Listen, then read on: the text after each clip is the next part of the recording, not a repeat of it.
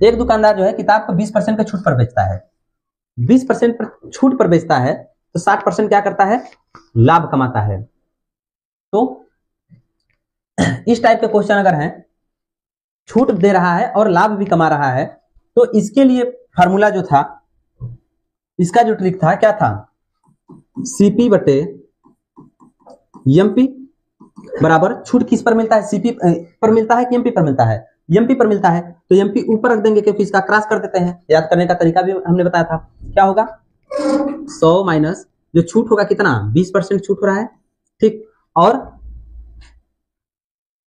अब क्या है कि लाभ कमा रहा है, लाभ कमा रहा है तो मतलब जुड़ जाएगा, मतलब 160 हो जाएगा।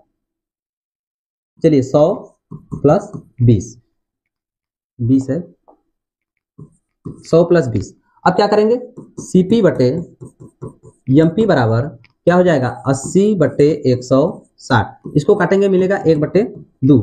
यहां से ये पता चल रहा है कि अगर सीपी 1 रुपए का है तो उसका एमपी क्या है 2 रुपए का है, ठीक। मतलब 2 रुपए की चीज को 1 रुपए में बेचा जा रहा है, मतलब उसका क्रय मूल्य जो है खरीद कर आदमी ला रहा है। अगर 100 रुपए की वस्तु खरीदी, मतलब अंकित मूल्य था, तो उस पर क्या किया, उसने उसको 50 रुपए में ले आया है, तब उसको फिर से बेच रहा है, ठीक। तो देखिए अगर मान लेते हैं सीपी जो है अगर 100 रुपया है, तो एमपी जो होगा, एमपी तो जाहिर सी बात है कितना होगा 200 का तो होगा ही होगा ना।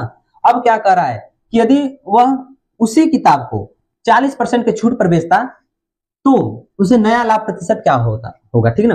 देखिए